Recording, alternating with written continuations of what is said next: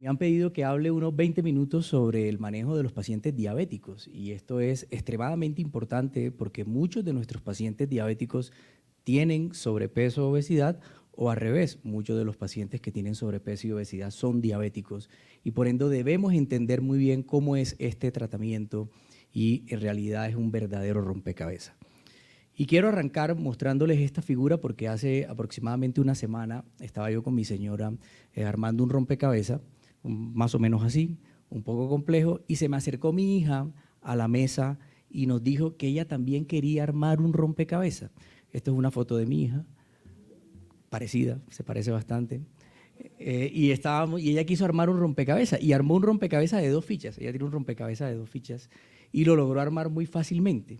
Y a mí me trajo eso en este momento de la charla en cómo hacemos en realidad para que el tratamiento de nuestros pacientes diabéticos sea muy sencillo y que sea en realidad un rompecabezas muy fácil de hacer. Y esto específicamente está dado porque tenemos que manejar muchos objetivos. Y cuando estamos frente a ese paciente diabético, debemos centrarnos en manejarle el azúcar, en manejar el peso, en manejar la tensión arterial, en manejar el colesterol, adicionalmente evitar complicaciones tanto micro como macrovasculares, evitar lesiones en pie y sobre todo, y algo muy importante, evitar mortalidad en nuestros pacientes. Y este es en realidad el verdadero rompecabezas que debemos armar con nuestros pacientes diabéticos. Y vamos a hablar el día de hoy específicamente sobre cómo logramos ese rompecabezas metabólico en los pacientes diabéticos. Como ya me presentaron y para los que no me conocen, mi nombre es Andrés Jaramillo, yo soy médico internista endocrinólogo y actualmente el jefe de la sección de endocrino, director del Centro de Diabetes y adicionalmente muy orgulloso de pertenecer al Centro de Obesidad de aquí de la Fundación Santa Fe de Bogotá. Y quiero arrancar muy rápidamente mostrándoles algo de epidemiología, todos ustedes lo conocen, del número tan importante de pacientes diabéticos a nivel mundial y estamos hablando de cerca de 540 millones de personas diabéticas a nivel mundial. Esto es una verdadera pandemia y creo que la superan por mucho el sobrepeso y la obesidad de nuestros pacientes, pero adicionalmente lo que debemos centrarnos es en esto, es en la presencia de mortalidad. Son 6.7 personas que murieron el año 2021 por esta condición, por diabetes. Es algo que debemos controlar. Y por eso, si tenemos familiares diabéticos o tenemos algún familiar diabético o soy diabético, debería estar adecuadamente controlado. Y aquí en Colombia las estadísticas nos muestran que la situación es muy similar y hemos ido aumentando el número de pacientes diabéticos progresivamente en el tiempo. Actualmente en Cuenca de Alto Costo tenemos cerca de 1.500.000 personas diabéticas registradas en esta cuenta de alto costo y miren que en realidad el 28% de los pacientes están controlados o tienen esa hemoglobina glicosilada menos del 7%. Y esto impactado en la mortalidad en el tiempo. Y como ustedes pueden apreciar en esta diapositiva, la mortalidad en diabetes en Colombia ha ido aumentando y para la última publicación de la cuenta de alto costo estamos en cerca de 60.000 muertos en el año 2021 por esta condición. Entonces, es muy prevalente y además de eso ocasiona mucha mortalidad. Y creo que uno de los grandes problemas que ha ocurrido con el tratamiento de la diabetes ha sido las peleas. Y específicamente las peleas entre todo el equipo que maneja un paciente diabético, ¿no? Y por un lado están los endocrinólogos diciendo que hay que bajar el azúcar y por el otro sale el cardiólogo, por ahí está el doctor Figueroa que nos va a hablar sobre lípidos más adelante y medicina interna y ellos dicen que son más importantes que los endocrinos y abajo están los nefrólogos peleando por el riñón y entonces todos quieren ser los más importantes y adicionalmente un sinnúmero de personas que nos ayudan a manejar a los pacientes diabéticos como nutrición, oftalmología, podología, las educadoras en diabetes, psicología y los químicos que están y hacen parte de nuestros centros de cuidado clínico. Pero, ¿cuál es el más importante? El más importante al final es el paciente. ¿Y cómo evitamos esta lucha entre poderes entendiendo que en realidad todos somos igual de importantes? Y el objetivo del paciente diabético es lograr todos los objetivos que nos hemos planteado en el tiempo. Y eso incluye bajar la tensión arterial, controlar los lípidos, controlar la hemoglobina glicosilada y lograr que el paciente controle su peso adicionalmente. Entonces es necesario que armemos ese rompecabezas. Y quiero recomendarles este libro, que me lo leí hace un par de años, que no sé si ustedes alguno se lo ha leído, que se llama Los hábitos atómicos. Y me llamó mucho la atención esta frase en la página 38 que nos dice que es la paradoja de las mejoras. Dice, cuando uno piensa que debe cambiar los resultados, en realidad el problema no es el resultado. Los resultados no son el problema. El verdadero problema y lo que debemos cambiar es el sistema o la forma como llegamos a ese resultado. O sea, si queremos cambiar las cosas en diabetes, si queremos cambiar las cosas en obesidad, tenemos que hacer las cosas de una forma diferente. Y el manejo del paciente diabético ha cambiado y ahora, como yo le digo, se llama el círculo de la vida, en el cual las nuevas guías nos hablan de cómo debemos enfrentarnos al paciente diabético. Y específicamente nos habla de que debemos centrarnos en ¿quién? En el paciente. Y habla mucho de la parte psicológica y el lenguaje de atención. La doctora Marta nos lo recordaba, cuál es el lenguaje de atención en el paciente con obesidad. También hay un lenguaje de atención para el paciente diabético, el cual debe ser neutro, sin estigmas, en el cual debe estar basado en hechos, debe ser respetuoso y centrado en el paciente. Y no hay diabéticos, sino personas que viven con diabetes. Y nuestro principal objetivo siempre en el tratamiento de la diabetes va a ser prevenir las complicaciones y mejorar la calidad de vida de nuestros pacientes. Y lo bueno de esto es que las guías han cambiado y recientemente se publicaron las guías de la Asociación Americana de Diabetes y del estudio de diabetes europeo, las dos grandes que conglomeran el mayor número de médicos que manejan pacientes diabéticos y nos han dado unas recomendaciones específicas para el manejo del paciente diabético y esto es lo que vamos a hablar más adelante. Y lo primero, y que me llamó mucho la atención cuando actualizaron las guías, fue esta diapositiva. Y es algo que deberíamos llevarnos para la casa para mostrarle a nuestros pacientes diabéticos y es algo que el paciente debe implementar durante todo el día. ¿Qué hacer durante todo el día? Yo no soy diabético solamente en el momento en que me tomo el medicamento, yo soy diabético todo el tiempo y por ende yo debo estar haciendo cambios constantemente. Y estos cambios incluyen cambios en actividad física, en alimentación y en sueño en nuestros pacientes. Y uno de los objetivos que nos habla la guía es que debemos limitar el tiempo de estar sentado a no estar más de 30 minutos. Y ahora que terminemos vamos a levantarnos todos para hacer una pausa activa y realizar cortas caminatas y un ejercicio de resistencia si sea corto. Segundo, debemos recomendar siempre esa actividad física de más de 150 minutos a la semana en nuestros pacientes, pero si la actividad es más intensiva podríamos utilizar menos tiempo en el paciente. Y en algunos pacientes ancianos o frágiles deberíamos recomendar más ejercicios de resistencia y específicamente para evitar sarcopenia. Y por otro lado, esto me llamó mucho la atención, que son los pasos. Y uno le dice al paciente, hay que caminar, pero doctor, yo camino y eso en realidad sí impacta, sí impacta. Y miren cómo en comparar pacientes que han logrado hacer más de 500 pasos, solo 500 pasos, reducen entre un 2 y un 9% la mortalidad cardiovascular. Entonces siempre hay que recomendar actividad física y caminar, solo aumentar 500 pasos, Claudia, solo 500 pasos y mejora la expectativa de vida en nuestros pacientes. Y por otro lado, ejercicios de resistencia, siempre recomendación de ejercicios de resistencia, hacer pesas, mejora también la resistencia a la insulina y también mejora el control metabólico de los pacientes. Pero la parte de sueño es extremadamente importante y hablamos de sueño en la mañana en este simposio y quiero traer solamente las recomendaciones para los pacientes diabéticos, es que debemos dormir entre 6 y 8 horas. Porque si usted duerme más de 8 horas o menos de 6 horas, está impactando negativamente su control metabólico y va a tener una hemoglobina glicosilada mucho más alta. Y el sueño irregular adicionalmente se asocia a mal control metabólico.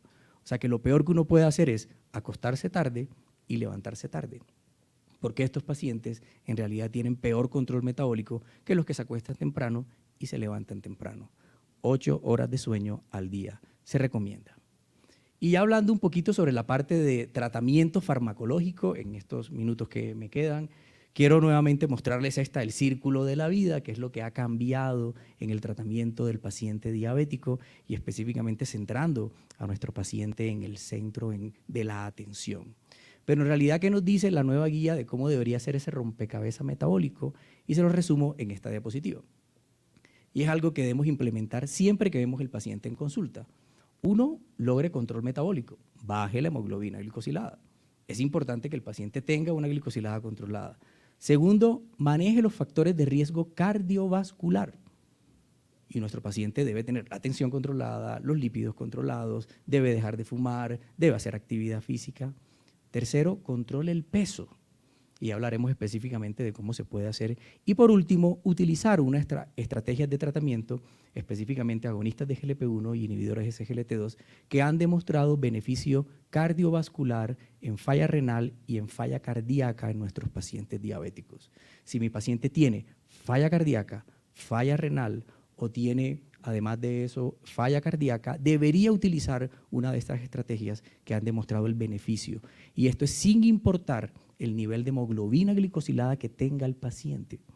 O sea, si esté controlado, pero si yo tengo enfermedad coronaria, falla cardíaca o deterioro renal, debería utilizar los medicamentos que actualmente han demostrado el beneficio. Y hablemos sucintamente de cada uno de ellos. Sé que ya aquí han hablado bastante sobre el tratamiento de los pacientes con obesidad y con diabetes. El doctor Coy nos habló sobre el tratamiento farmacológico. Quiero centrarme solamente en la parte de control metabólico y de hemoglobina glicosilada, en que debemos recordar que siempre bajar ese punto adicional de glicosilada me impacta en la reducción de riesgo de todos estos aspectos en nuestro paciente y disminuye mortalidad, complicaciones micro y complicaciones macrovasculares en mi paciente. Y por ende, debo insistir en llegar a un adecuado control metabólico. Y prevengo complicaciones micro y macrovasculares. Y por eso nuevamente la guía ha tomado en que no debemos olvidarnos de la hemoglobina glicosilada. Y debemos ser muy intensivos, muy insistentes en bajar hemoglobina glicosilada en nuestros pacientes. Y la guía cambia y nos dice que debemos utilizar estrategias muy potentes para controlar la hemoglobina glicosilada. Y nos hablan de agonistas de GLP-1, de alto impacto, y nos hablan de utilizar tempranamente insulina, y nos hablan de utilizar tempranamente combinaciones de medicamento o combinaciones de insulina con agonistas de GLP-1. O sea, ahora todo está volcado en que usted rápidamente controle a su paciente y lo lleve a una meta de control metabólico lo más pronto posible. Y si revisamos, esta es la guía de endocrinólogos clínicos que se publicó recientemente, el 5 de mayo de este año, nos habla que las estrategias que más bajan hemoglobina glicosilada son las insulinas en sus diferentes combinaciones o los agonistas de GLP-1. Entonces, si uno quiere llevar rápidamente al paciente a meta, debería utilizar tempranamente estas estrategias. Pero adicionalmente, debería evitar la hipoglucemia. Y específicamente, siempre que utilicemos una estrategia de tratamiento, debemos verificar si mi paciente tiene riesgo o no de hacer hipoglucemia y evitarla en lo posible. Porque si mi paciente hace un episodio de hipoglucemia, se aumenta la mortalidad cardiovascular. Y si no me creen en esta diapositiva que aumenta la inflamación y todo lo demás, este metaanálisis nos recuerda cómo tener un evento de hipoglucemia aumenta la mortalidad por eventos cardiovasculares y la muerte por cualquier causa, casi 300 veces de lo que presenta un paciente que no presenta hipoglucemia. Entonces, escoja ese tratamiento para bajar la hemoglobina glicosilada, centrado también en evitar los episodios de hipoglucemia. Y adicionalmente, fuera de esto, la hipoglucemia también impacta emocionalmente a nuestros pacientes y socialmente a los pacientes. Por eso debemos encargarnos de utilizar estrategias que no aumenten el riesgo de hipoglucemia en los pacientes, pero eso sí, siempre bajar hemoglobina glicosilada.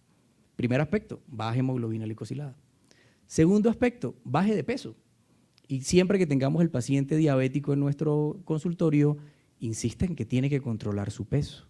¿Y por qué? Porque esto es una gran pandemia que estamos viendo a nivel mundial y se espera que para el año 2030 cerca del 50% de la población americana tenga obesidad y cerca del 25% tenga obesidad mórbida. Entonces, hay que controlar el peso.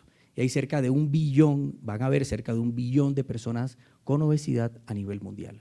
Y por eso las estrategias del manejo de diabetes también deben ayudar al paciente a bajar de peso y específicamente utilizar cambios en la alimentación y actividad física.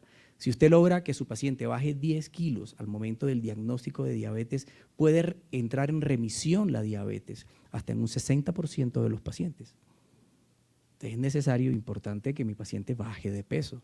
Pero por otro lado tenemos estrategias farmacológicas, ¿como cuáles? Como los inhibidores SGLT2, y aquí están cómo bajan de peso cada uno de los inhibidores SGLT2 que tenemos actualmente en el mercado, cerca de 3 kilos.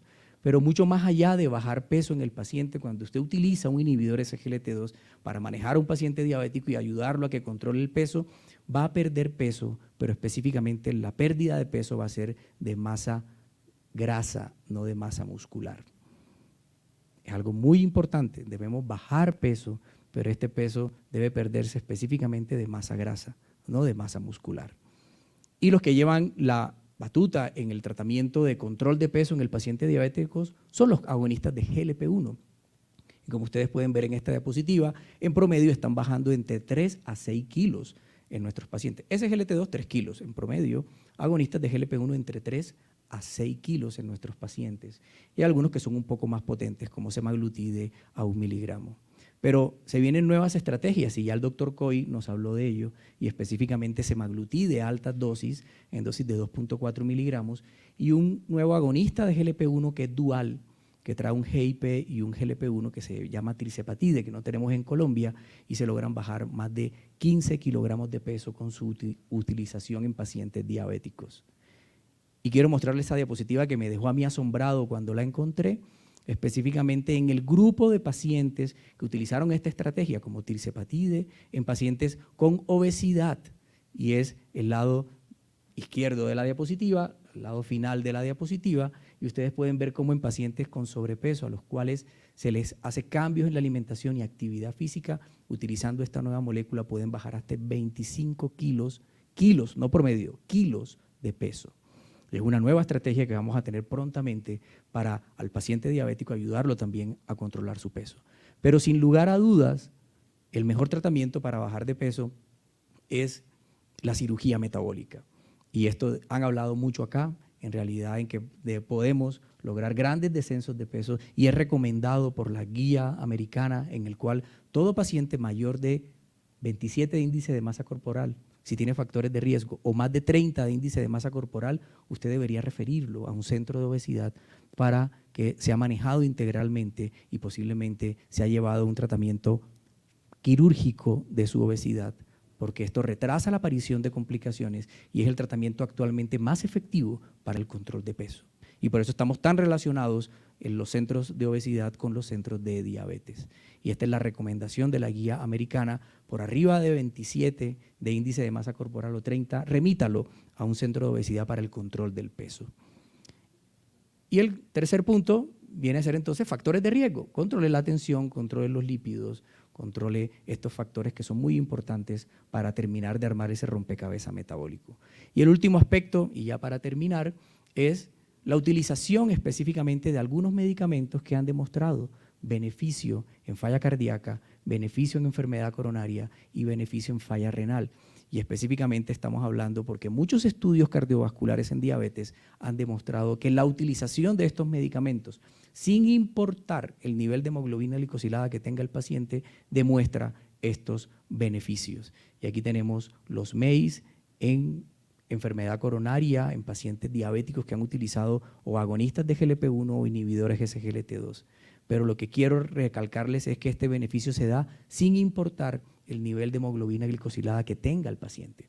Debemos dar estas estrategias si mi paciente tiene enfermedad coronaria. Se disminuye MACE, se disminuye mortalidad cardiovascular al utilizar estos grupos de medicamentos, y si el paciente tiene falla cardíaca, adicionalmente los inhibidores SGLT2 ya han demostrado ese beneficio en diferentes estudios y actualmente es pilar fundamental del tratamiento con falla cardíaca, sea diabético o no sea diabético. Y por último, falla renal. Si hay deterioro de la función renal, el paciente diabético debe tener un inhibidor SGLT2 que hace parte del tratamiento fundacional o fundamental del paciente diabético. Y este sería el resumen de lo que dicen las nuevas guías para el manejo del paciente diabético y específicamente en ese círculo de atención integral de nuestro paciente diabético. Y ya para terminar, exactamente, Mateo, en los 20 minutos, recuerde que debemos actuar, y uno es diabético todo el tiempo, y por ende debemos caminar. Ahora nos vamos a levantar para hacer la pausa activa, hacer ejercicios de resistencia y dormir bien, entre 6 y 8 horas. Segundo, tenga en cuenta que siempre que vea a un paciente diabético, controle la hemoglobina glicosilada, ayúdele a bajar de peso. Adicionalmente, maneje los factores de riesgo cardiovascular. Y por último, si tiene falla cardíaca, falla renal o enfermedad cardiovascular establecida utilice medicamentos que han demostrado el beneficio, como los inhibidores SGLT2 o los agonistas de GLP-1. Porque al final hay que lograr todos los objetivos para lograr en realidad impactar en la mortalidad. Y quiero dejarles esta diapositiva que ha sonado mucho, que es esta: no cambie el Twingo por el Ferrari. Y ya todos entendemos que en endocrinología y en diabetes hay unos Ferraris del tratamiento de la diabetes. Y esto debemos dárselo a nuestros pacientes, y específicamente inhibidores de SGLT2 y agonistas de GLP-1. Por eso hay que continuar armando ese rompecabezas y dele a su paciente siempre el Ferrari y no le dé el Twingo. Muchas gracias a ustedes por escucharme el día de hoy. Y creo que tenemos preguntas al final, ¿no? Al final. Muchas gracias.